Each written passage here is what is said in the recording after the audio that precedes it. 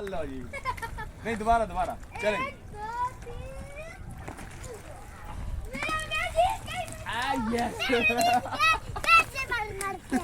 दोबारा जी दोबारा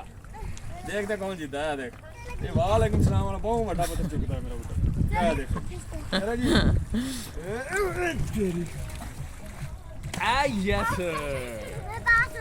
पास हो गई पास हो गई मेरा पुत्र पास हो गया मेरा खेल नहीं होता पानी में चला गया पास हो गया मेरा पुत्र ये ले पास करे बात आप क्या ले मेरा ये आखिरी 1 2 3 गो यस अब मेरा